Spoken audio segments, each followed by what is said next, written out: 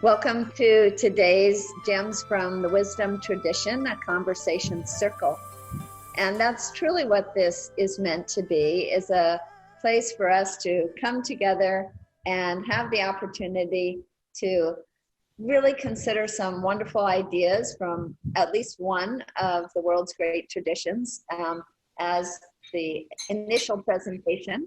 And then, since all of us come from many different traditions, some of us as individuals come from many different traditions, and certainly all of us do as a group, then we have an opportunity to converse together and share some of the ideas behind the concept, and then how we find it helpful to instantiate those ideas, those ideals in our lives.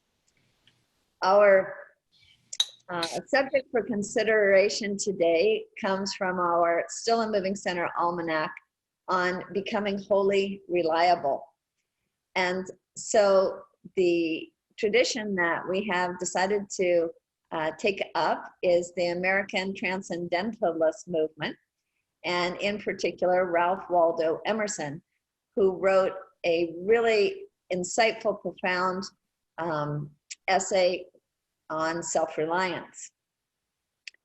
To present his ideas for us, I invited Dr. Maurice Bisheff to share with us some of these concepts. And the reason that I particularly asked Maurice to do so is that as a friend, he has been absolutely wholly reliable. And there was a time when Cliff and I went through a really, really difficult period, and actually it was Maurice that pulled us through, and we're so grateful to him. And certainly reliability is something that is in his pores. So I'd like to turn this over now to Maurice, and then we'll open it up to everyone else. Welcome, Maurice. Well, thank you. Thank you, Renee. And you know, there's always mutuality. So it's not like one person has to be reliable. And certainly Renee and Cliff have been super reliable for 30 years. So, so we're kind of bonded at the hip, so to speak, in reliability and helping each other out when we need it. And that's really been a blessing. So I'm certainly grateful. So today we'll speak a little bit about Emerson. I'm not an expert on Emerson, but I'll try to say a few words. The most I might be an expert on is I got to visit Concord, Massachusetts, and Boston, Massachusetts, where, and especially Concord, where Emerson lived, and went to his house, and then saw that he walked 3 miles with Henry David Thoreau to Walden Pond, and sat and had lunch at Concord Square, and it's pretty much almost like it was, except that there are less horses, although we stayed at a horse inn with horses. But outside of the cars, everything else is pretty much Concord, Massachusetts, about 45 minutes outside of Boston. And that sort of was the center of Ralph Waldo Emerson's life. So I'd like to just, he was so influential, and especially in this election year as well, when we're considering what America is going to be, that we speak a little bit about Emerson, and then what does he mean by self-reliance? Because that could and has been misunderstood a lot. And then we'll open it up for discussion and around the issue of what does it mean to become wholly reliable? So I want to start with a play on words, okay? Instead of wholly reliable, wholly being W-H-O-L-L-Y, I'm going to change that to holy, H-O-L-Y, reliable. And certainly that kind of fits Ralph Waldo Emerson. He was born in 1803, just outside of Boston, I believe in Concord. And he spent most of his life growing up there, and then going to Boston and back. And he grew up in a line of preachers. And so he was groomed to be one of the great elite preachers of New England. And at that time, two things were happening. One is America itself was in its infancy. You know, the first generation of founding brothers and sisters passed away. And so now you got your freedom, you got your democracy, but what does that mean? It still means you have to work with other people. And what does freedom mean? And for Emerson, he was constantly involved with asking that question and going inside and trying to use his mind. And he was constantly evolving his mind. But at the same time, you know, society being what it was very traditional, colonial, and all that. In New England, his first 30 years, he did the predictable. He headed a ministry. He went to Boston Latin School, Harvard College, Harvard Divinity School. He was a pastor at Boston Second Unitarian Church, a chaplain of the Massachusetts Senate, like his father had been. And he married a very well-to-do practitioner. He was pretty financially viable. So everything was seemed on the outward side to be very predictable. And by 25 years old, 26, he had kind of like made it, you know. But then his marriage came to an unfortunate end when his wife died. And it really kind of put him into a tailspin for a while. And in addition to that, even though he was successful in doing all these things as a preacher, as a professor, as a lecturer, Harvard, he was starting to have doubts about what he was talking about. And so, especially when his wife died of tuberculosis, he sort of began to rethink certain things. He went to Europe, and there he spoke to some of the great minds like Thomas Carlyle, Williams Wordsworth, and others. And he became an expansive thinker. But first, he kind of started losing faith in Christianity's special claim to be a divinely revealed religion.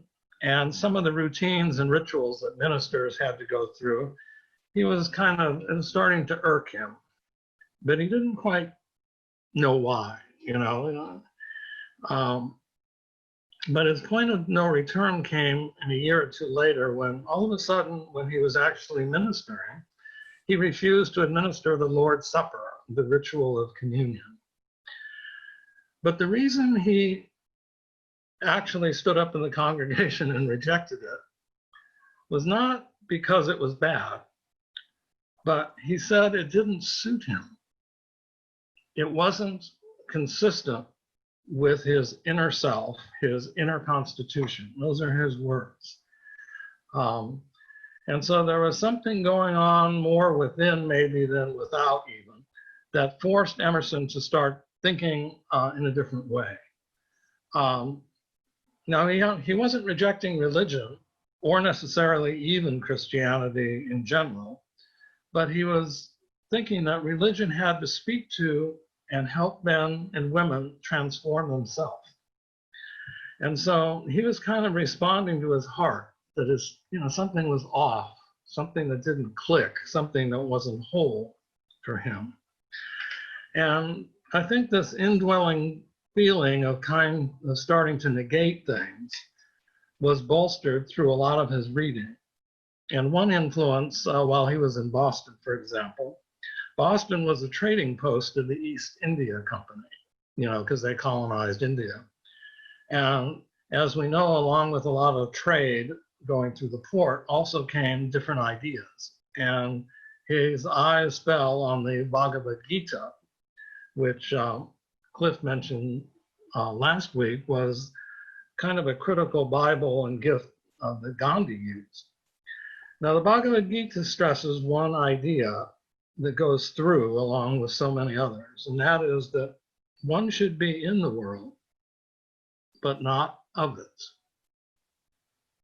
One should be in the world, but not of it. And that life on earth might be seen as simply probationary, and that really there's a continual divine dialogue located in our hearts, our spiritual heart, that suggests that human beings have a germ of divinity, the divinity of self in every human being. And that as a result, all the reason we have freedom to worship is without any intermediaries or social rituals. So we can actually be in sympathy with a higher intelligence, the spirit, and with the different ethics that all religions actually convey, and that people of varying traditions with kind of a liberal thought, liberality of thought, would carry forward. So I'm going to say a little bit more about this later, but Emerson, who was then widely read, then seemed to pen this essay entitled Self-Reliance, which can be seen as both an ideal, which we could strive for, and have some of the attributes of what a self-reliant person would look like. Part of being self-reliant for Emerson was to be new, to renew, to be an American, not a European, so as to not imitate the social niceties of European manners. But this was, as I mentioned before, this new country, this great expanse where free white men at least could roam, could create. And here we have this democracy, and it's a brand new country. It's not really formed yet in any real way. And so you have this freedom. But for Emerson, he said, he was indicating that you kind of have to go within to find oneself. And the oneself is a higher self. And Fariba last week talked about the difference between the higher self and the lower self. But it is kind of having sympathy with a higher intuition, a higher intelligence. In other words, it isn't something that you could calculate. It's not comparing and contrasting, making a distinction between this and that, or creating a strategy to go to the grocery store or something like that. But rather it was a kind of an intuition, a calling, if you will, an inner calling, in terms of what would make one's life truly meaningful. And that this became this idea of trying to create ourselves as individuals for individual freedom into self-reliant men and women, where we might go along with some social ritual and this and that, but where, as I mentioned before, to use the Gita's phrase, we're in the world, not of it. So we can always look beyond social customs. And in fact, we may at a certain time in our life reject certain customs. And that's what Emerson did. Emerson, as I mentioned, gave up his ministry and kept moving, kept discarding, kept thinking. And this happened all through his life. Now, when that happened, he became part of an informal network that were of people that were called Transcendentalists in Concord, Massachusetts, outside of Boston. And of course, it was well known by people, including his neighbor, Henry David Thoreau, and later even people like Walt Whitman and many other self-reliant men and women, including his second wife that he married, and Margaret Fuller, who was learning Latin at the age of 5. So there was an amazing group of men and women there who were kind of independent in their own way, but they created a body of network, and they were called the Transcendentalists. And I'm not sure they named themselves, but someone else named them that. And so what really would be transcendentalism then? And basically, they all felt that they all believed and acted upon this inner reliance that human nature is divine. And what that meant is that while the personality is constantly changing and our bodies are constantly changing, we have likes and dislikes, that to become wholly reliable, to have true self-reliance, one had to rely on something outside of what's changeable, malleable, and that included outside of society and what it tells you to do and what its effects are. And that we have the ability, if we use our mind, to abstract ourselves from our daily routines, abstract ourselves from our outer lives, and pay more attention to our inner lives, where we can begin then to make deliberate choices, because a human being is a chooser, has the potential to be a conscious chooser of what's good or what's a great. It's not always easy to do, as we know, but we have the ability to learn. We have the ability to alter our course, and we have the ability to, almost like a godlike power, holy reliance, self-reliance, if you will, to affect the quality of our day, to affect the social atmosphere, and to do the best we can to move in certain situations for the good, and to see where our calling really lies. So this was the basis then of freedom. And this was the correlate after the founding fathers died of what it means to have individual freedom, as well as being able to work with a group, in this case, the Transcendentalists, who all were very individual. And so they did a lot of things, the Transcendentalists, with Emerson as sort of one of the key people. They put out a journal called The Dial, and they also created a lyceum. And lyceum was just a series of schools. And these schools would essentially have lifelong learning for adults as well as children on all sorts of subjects around the higher mind, the transcendent aspects of universal cultures, universal ideas, and universal principles. Whether it be religions with the golden rule or Immanuel Kant's ethics or whatever it was, they created that lyceum. It's, as of 2 years ago, it still goes on today. And they have a whole list of topics, and it was really kind of amazing to be there. So, but then Emerson moved on from the Transcendentalists. It lasted for about 10 years or so. And he went on to be against anti-slavery. He became a supporter of Abraham Lincoln, especially after the Emancipation Proclamation. And he wrote many essays and poetics and became American originals. So he did not want to be European and imitate Europe. He wanted a fresh American approach. And that means each person having this ability for self-reliance. So what is self-reliance then? So Emerson writes, to believe your own thought, to believe that what is true for you in your private heart is true for all men. That is genius. Speak your latent conviction, and it shall be the universal sense. For the inmost, in due time, becomes the outmost. And our first thought is rendered back to us by the trumpets of the last judgment. So he's suggesting that we can all become our own geniuses, even in our small circles. And that geniuses spoke not about men, but about what they thought.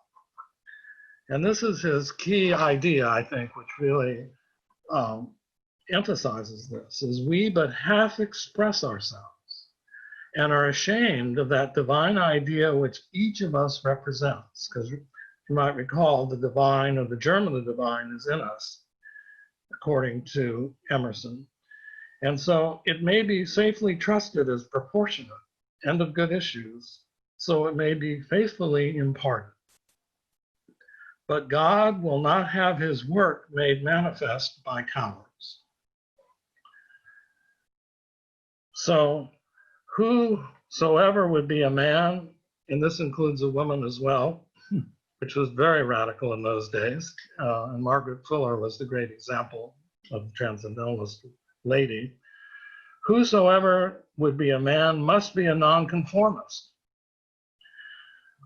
You must explore goodness through the integrity of your own mind. So you have to be wholly reliable, but wholly reliable to your own mind and what you feel has that correctness. And that he protested against the formulaic predictability, because we all go on a professional track. Oh, you go to school, then you go to Harvard, then you become a lawyer, an accountant, or a nurse, or a doctor. And he argued in his essay that we should be more thrown into real life situations so that that will help us when we grow up to find our priorities. But well, you change as he changed his mind, he let go of things. And so his famous quotation, "A foolish consistency is the hobgoblin of little minds, adored by little statesmen and philosophers. With a consistency, a great soul has simply nothing to do with it. Yes, you will be misunderstood. Wasn't Jesus and Luther, Pythagoras and Socrates misunderstood? To be great is to be misunderstood." So you really have to have this moral courage, if you want to call it that. And that he goes on to say, your genuine action will explain itself and will explain your other genuine actions. Your conformity explains nothing, but the force of your character will explain it. It is cumulative. He then goes on to say, whenever a mind is simple and receives an intuition, a divine wisdom, old things pass away. It lives now and absorbs past and future in the present of ours. All things that are made sacred by relationship to it, one as much of another. So when one gets those intuitions or those lightning bolts of thought that aren't overly conditioned by us regurgitating what we've read or this or that, but integrating it with something fresh and something new, something vital and something more universal, then that's the key that we're getting a signal, if you will, a compass as to where to go and how to live in a self-reliant way. So I'll just say a few more things. He said that we do have to be careful, though. So we can't, because obviously something can come in our mind and all of a sudden we can get really inflamed by it or exaggerated or get a big head.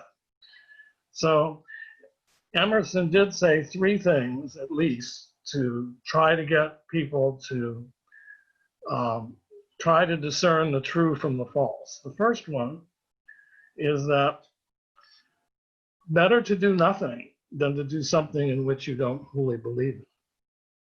Better not to make a choice than is other than a whole act of a man. The principle of non-choice protects us from impetuousness and I would argue the tyranny of self-will.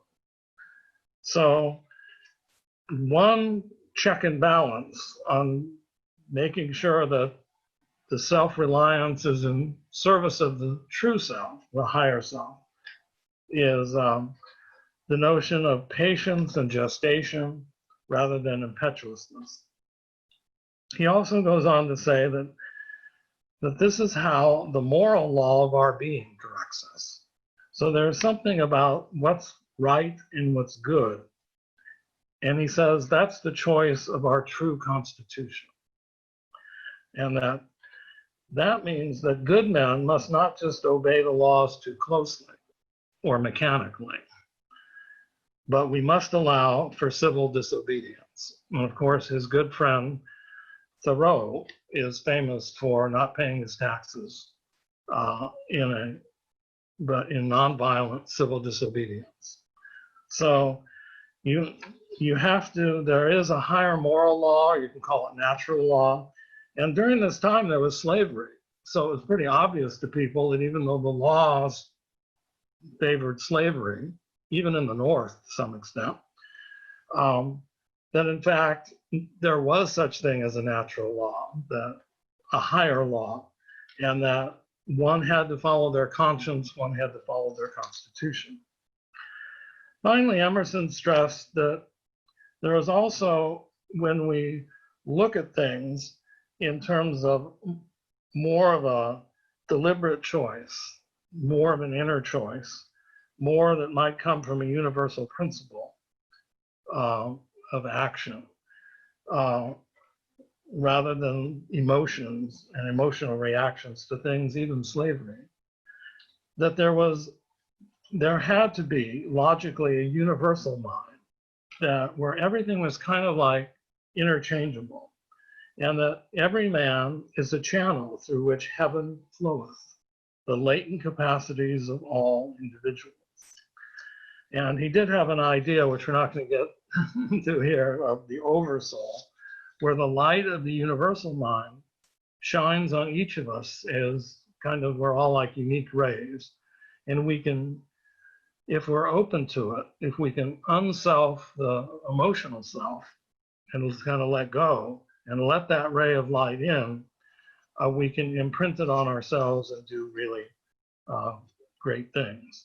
So these are three elements that Emerson talked about, where not doing things from impetuousness or having patience, doing things that agree with our Constitution and not rejecting conformity, and letting our mind stay porous and open to the, as he put it, the spherical and infinite in every man. So he did have this sense of divinity, a sense of very much expansiveness. Now, a person who exemplified this idea of self-reliance could be viewed as Abraham Lincoln, for example. And just a couple of quick examples of that. Abraham. Maurice, I want to let you know it's 3:30. Right. I'm just going to say a couple of things. Is that one of the things Lincoln was taken up about was Euclidean geometry, because it goes from what is, geometry class, right? You do these things, what's known, two angles, and you figure out the third angle, what's known. So Lincoln used this as a way to create the integrity of his own mind, because he loved the need to demonstrate. And in geometry, you have to give proofs. But for Lincoln, he saw telling a good story, a good tale, as a way to demonstrate his proof of something. He used his wit to do that. And so, and as he went along, he simply rejected and had to integrate, but tried to reject all these people coming at him, wanting him to act a certain way when he was going to act with his own principled way. We also have Pete Seeger, the folk singer, who, and if you want to watch a PBS documentary on Pete Seeger, it's wonderful because he took folk singing, but then he was accused of being a communist. The House of Un-American Activities shut him down, but he had no anger. He was self-reliant. He started singing for children. That's the only way he could legally sing, is for children. Then they grew up and he sang for college students. And then finally, his 17 years of being blacklisted because he was a communist during the 30s, but he has no anger. And if you watch this PBS documentary, you'll see that he just doesn't have anger about it. He's disappointed, but, And then he worked with the civil rights movement and adjusted the song "We Shall Overcome." And then after that, he went to the Vietnam War and protested. He went to North Vietnam, and he came up with the song "Where Have All the Flowers Gone?" And finally, he was angry that the Hudson River in New York was polluted. So he built a boat with a bunch and went out there with a bunch of singers, and they started singing. And 17 years after that effort, the Hudson River was cleaned up. So he didn't have a lot of outward anger. He just kept going, found a way to continue to be self-reliant, continue a way to act according to his conscience. So in summary, if you want a mystical summary, have patience as one who fears no failure, courts no success. Fix thy soul's gaze upon the star whose ray thou art, the flaming star that shine within the lightless depths of ever being, the boundless of the unknown. Have perseverance as one who doth evermore endure. In other words, a path of self-reliance. So, thank you. Wonderful. Thank you so much, Maurice.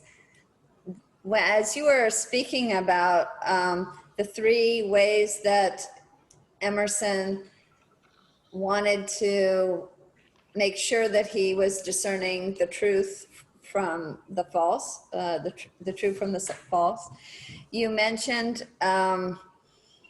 that he thought of there being an oversoul, a universal mind, a light behind all in this world. Of course, that would be divinity in many people's minds, and that each of us was in some way a ray of that light. So it sounds to me, when you're talking about the self-reliance that he advocated, is us turning within ourselves to each of us finding that ray of light within ourselves.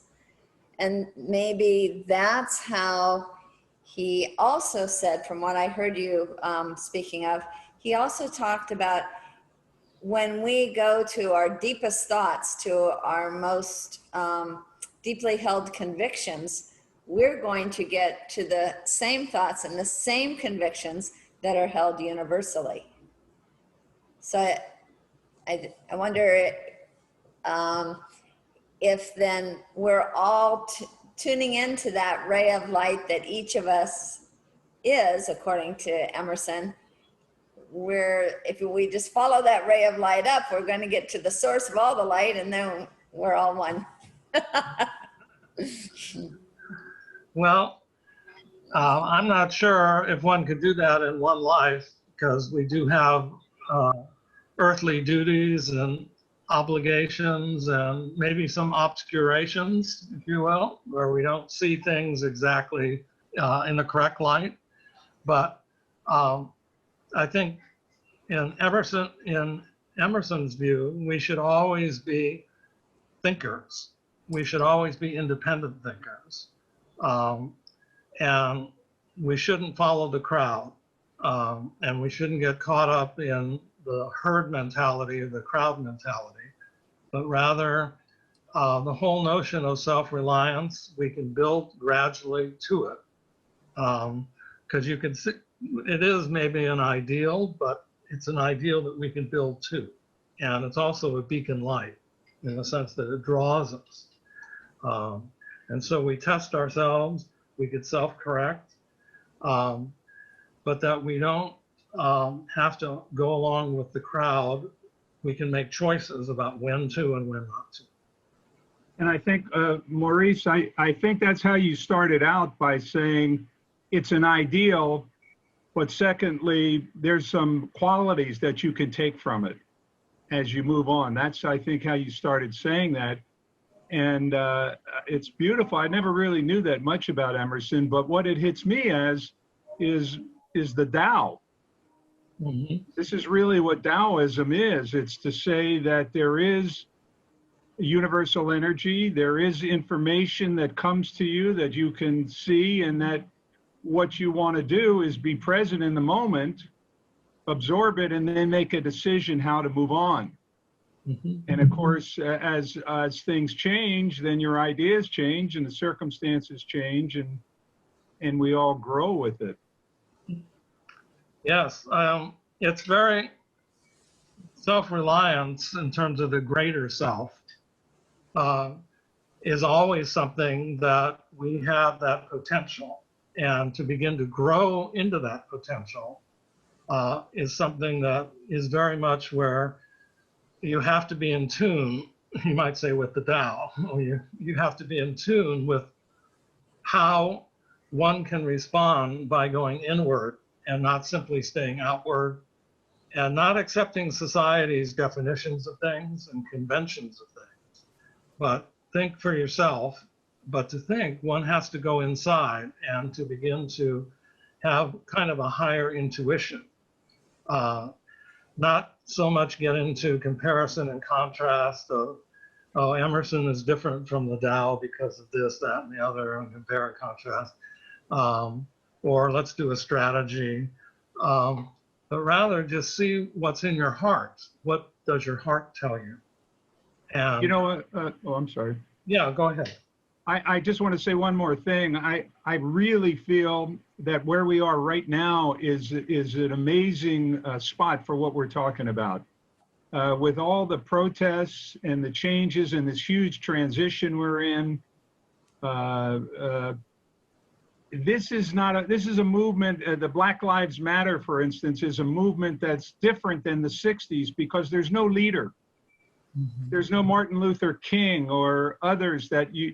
It's each of the people that are there looking at what it means to them, what they're getting from the information that's going on, and acting on their own. And I think we're at a place where we're called to do this.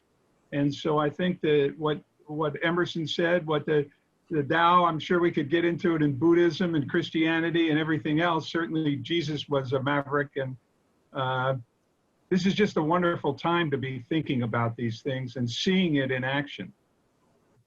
That's good. Yeah, all right. Sounds like he's talking about meditation in terms of going inside. And so I'm curious if in your readings on Emerson, if he had any methodologies around how one accesses that divine. Well, there are others here who may know more about that, but one thing is he's very much a contemplative individual. So he would take very much scheduled and long walks, sometimes even with the road, 3 miles down to Walden Pond. So he would not only go within, but he would also was very contemplative. And at the same time, he really felt that this notion of the self is a much higher notion. And of course, reading the Bhagavad Gita, for example, you find the notion of the self of all, that we're all the self, but in fact, we're also the self of all. So of course, that's a huge concept. So I think he was very much influenced by many different streams. So the meditative stream and the contemplative stream, I think, are two of them. Did you mention that he was a student of the Bhagavad Gita, or he was influenced? Well, I think I did, but if I didn't, he did pick up the Bhagavad Gita when he was in Boston, and in Boston Harbor, the British East India Company, there's some good things to anything, even colonialism, I guess, because with all the trade in the Boston Harbor from India came also the Indian religious tradition. And so at that point, he was able to pick up a copy of the Bhagavad Gita, and he was very much influenced by it. Cliff, I wonder whether you might want to talk about the evening he spent with Carlyle, speaking of him being contemplative. It's a nice story. I'm not sure which of the two of them, but Thomas Carlyle came all the way over from England to meet Ralph Waldo Emerson. They were writing letters back and forth a lot, and they spent the evening in Emerson's study by the fire, I think maybe smoking or something like that. Their pipes. Their pipes. Mhm. And one of them said after the fact, it was the best conversation I ever had, and neither of them spoke a single word.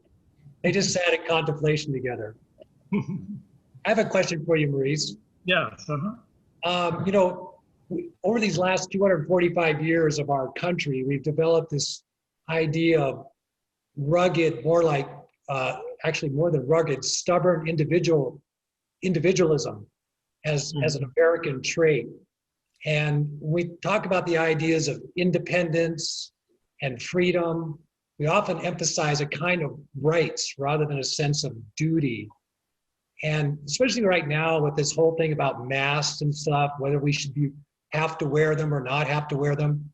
I was wondering what you could say about this Emerson, because maybe even Emerson's idea of self-reliance is misunderstood in terms of more individualism.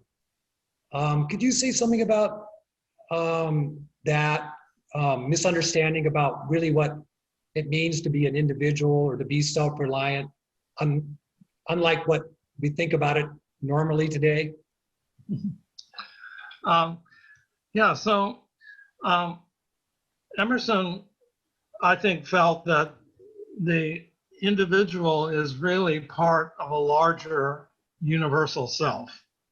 And that universal self is something where it's not a selfish self-will, like I need this, it's selfish, it's a self-will, but rather he began to think of self-reliance as something where we rely on the divine, and not just on the divine in terms of a passive prayer in that sense, although he did write a track on prayer actually, but on an active prayer of understanding that there was a higher force and we could access that higher intelligence, that higher intuition, and that the more we're able to clear our mind from clutter and to begin to look at that, we get a more of a sense of really being self-reliant in the true sense of self-reliant rather than the false sense of a separative selfishness.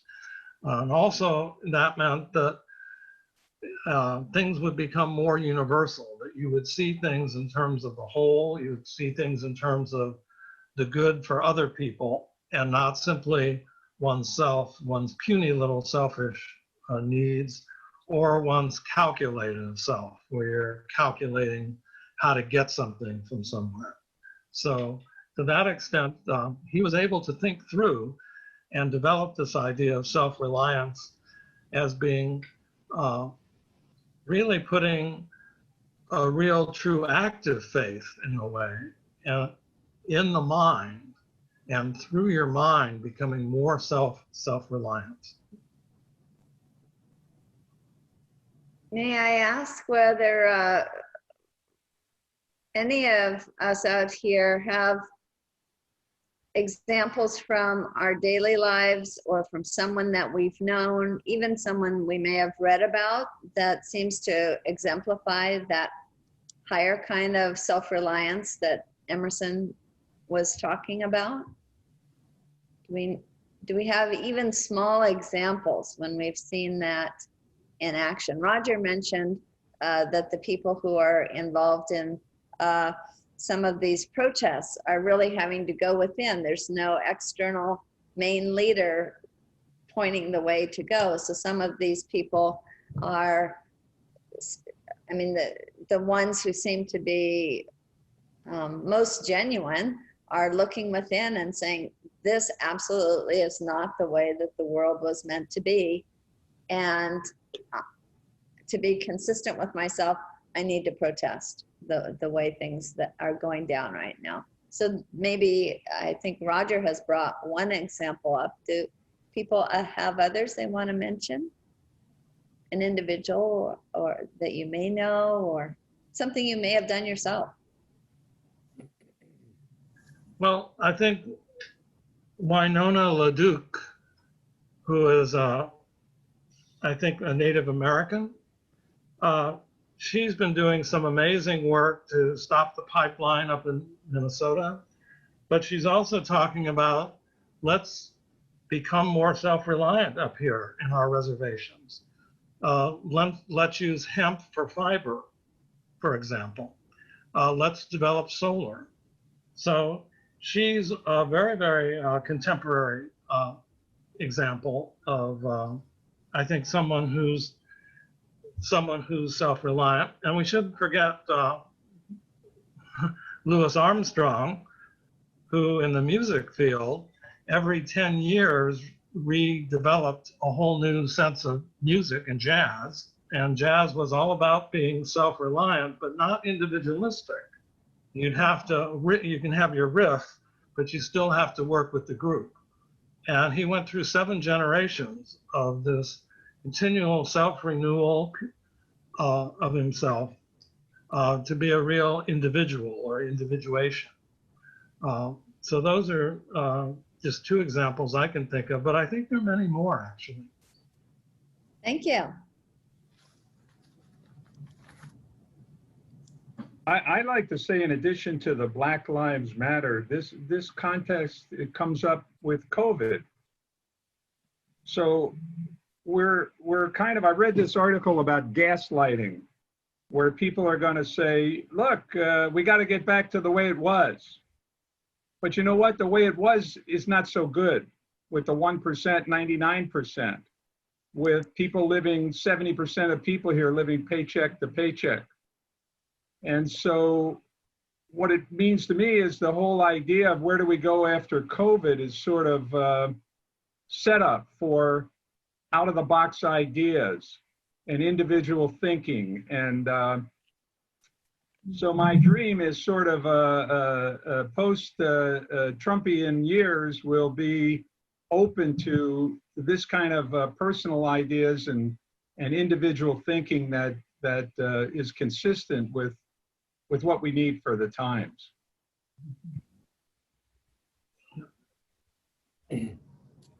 Wonderful. Who else? Oh, Kirk, are you signing in there? Yeah, I guess I am. I just, Maurice mentioned Thoreau, and of course it's probably the most obvious example in a lot of ways of what Emerson was talking about. Thoreau carried out in his own life. And the most well-known one is that one night he spent in jail because he hadn't paid tax for 6 years. And the only reason he was let out the following day is because someone unsolicited by him and unknown to him came to the jail that very night and paid what was like $6, whatever he owed to the jailer. But the jailer was, he had already gone home, and he didn't want to go back to the jail and unlock Thoreau and let him out. So he let him spend the night in there. But he went back the next morning and let him out. And apparently Thoreau was furious, because he did it. It was a deliberate act. He had deliberately not paid his taxes because he was protesting the unjust war that the U.S. government was waging against Mexico at the time in order to eventually purchase Texas as part of the nation, and also the existence of legalized slavery, because it had not yet been abolished at that time. And so he was quite upset with the fact he had been let out. But the very interesting thing was it didn't really such an uproar at the time, but that 3 years later he wrote a article entitled Civil Disobedience, in which he very systematically and logically laid out his reason for why he made that decision. And one of the sort of very memorable things he said was that in conditions of an unjust government, any just man, the right place for any just man is in prison. because we are morally bound to not patiently accommodate the existence of wrongdoing, especially by a government. And of course, that, as many know, that article, that essay that he wrote became, when Gandhi read it he was in prison already, actually. He was already practicing civil disobedience. But he wrote afterwards that Thoreau had scientifically laid down in impeachable logic exactly what his political philosophy was, and that Thoreau is the most moral man to ever have lived in America. and then King also, when he was in college, and when he first read Thoreau's essay, he was like thunderstruck. He said he read it 4 times, carefully studied it, and realized that this was an avenue by which people who are powerless, or we think are powerless, can protest, can make their voices heard against injustice, unjust laws, and unjust government. And he goes on to say that, the Montgomery boycotts, the sit-ins, et cetera, down the line, all of that is really due to Thoreau and his influence. And there's many other examples you could, that also where his work and his essay had a long-lasting effect to this day. You could say it's what's animating the Black Lives Matter movement. They have a means to protest that can be nonviolent, and that is a way of making their voices heard and speaking out against the forces that be. So anyway, I just thought I'd mention that. Thank you so much. Is there a way that self-reliance affects us in a more everyday way of living, or should we all be out protesting all the time? I guess that would make us all conformists, wouldn't it? Well, that kind of leads me to the question that I had. I don't know if we don't really have time to go into this now, but there's a problem, of course, there's many problems with trying to adjust and regulate oneself and one's life in relation to one's deepest understanding and intuition, right? Because it's not enough to read, although great, sacred texts and great writers, great authors can write in such a way like Emerson did. Just in reading their words, we feel like that spark of inner knowing, it's like beginning to burn, right? It illuminates, it's self-illuminating. But beyond that kind of, you could say that lightning of intuition, then there's a whole series of other considerations, For example, how do you know that the intuition you had is the right one, the one you should follow, right? Because we all have, most of us have a mass of inner thoughts. Some of them we might label as intuitions, and they might just be, because we're hungry. We haven't had dinner, and, in other words, it's not the highest intuition, and it might not be correct. Even though it might seem like it's divine, it might not be correct. So you have to have a way of testing intuition and of applying reason to those inner promptings that we get. And so that was kind of my question, because to ignore those inner promptings is perhaps to ignore a true inspiration. But to sort of follow them without thinking it through, without reasoning, applying our best reasoning, thinking about our experience, thinking about all the people that might be affected by it and how, and so on. Is this the best use of my time? Is this how I should be spending my life, as Maurice talked about, our path forward? I think all of those things have to enter in, but in a kind of clarified way, right? It seems like when you're talking about contemplation, that's part of what you're talking about, it seems. Anyway, just some thoughts. Kirk, Maurice did say that Emerson specifically, one of his 3 points was, don't take any action until you're sure, until you really know. And I think back to the Hawaiian tradition, you think with your head, and then you get your feelings with your heart, and then you check it out in your na'au, in your gut, in your hara. And it's not till you get to the point of hara where you're ready to take that full action. But in the interim, so you got to know in your gut, I know that this is right. I believe it fully. And then we're talking about universal energy. The idea is that everybody's going to get to that same place if it's universally correct. And when you get there, then you can take action. And in the interim, maybe there's ways for you to do step by step. So like, I think I've been a corporate tax lawyer for 50 years. I can't just go out and scream and yell about whatever it is I don't like. I have obligations. And so maybe I take a little piece here and a little piece there. And then now that I'm older and retired, I can do even more. But I think each aspect of that, whether you're at the Martin Luther King or you've got 1 or 2 positions, all of that goes into the consciousness of the collective unconsciousness, if you will, but also into the community, the sense of where it is. So if you're a little bit ambivalent, but you favor what you think is the right thing, then you're moving the needle in a certain direction. And so I see your question as one that really puts us to, how do we implement this? And I think those are some of the things that I would see to suggest maybe that's a path. Yeah, I think that's a good way to go.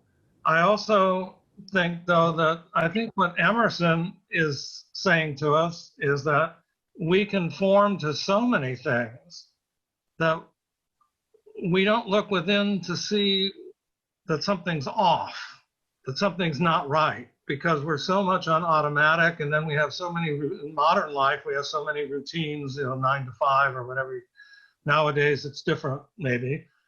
But maybe with COVID, we do have a chance to sit back and not buy in and conform to everything that we know is not the highest truth, or it's not the highest benevolence for everyone, that it doesn't really create a sense of brotherhood. And a lot of us could be a lot more critical, even though we may not have the time to come up with an exact plan. And that's why I agree with what you're saying about maybe it's step by step that we actually take action. But before action, we have to be aware that we're buying into a lot of social convention that's very bourgeois, very imitative, that we're not really the free thinker, we're not being the creative thinkers. And I think that's what Emerson was trying to say, is go inside, not for the sake of just going inside, but for thinking things through creatively and negating more actively what society has put on us. So it's a little bit more revolutionary. That's one interpretation.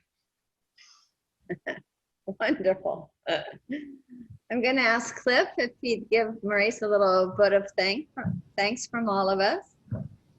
Yeah, well, it's my honor, Maurice, to thank you for your presentation today. I think you've given all of us a window into Emerson's mind and heart, as well as the Transcendental movement back in the middle of the 19th century, 1800s, just before the Civil War, which a lot of us don't really know that much about the Transcendental movement.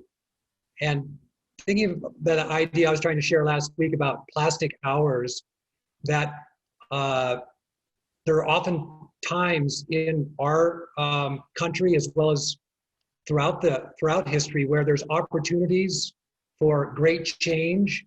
And I was thinking especially about those individuals in the Transcendental movement that you were talking about, Thoreau, Emerson, Margaret Fuller, Whitman, who was very much connected with it as well, and how they may have created the fertile seedbed for transformative change that led to civil war and the end of slavery and Reconstruction.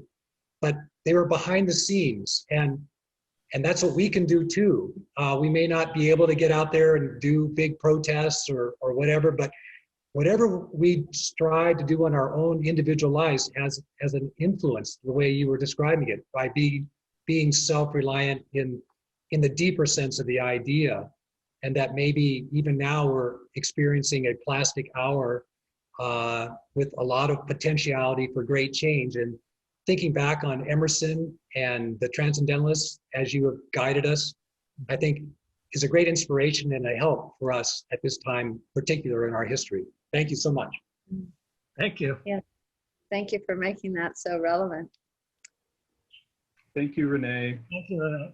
Thank you Yes. so much, Maurice. Thank you. Thank you, Maurice. Aloha. Thank Well you so done. much, Maurice. Aloha. Mm.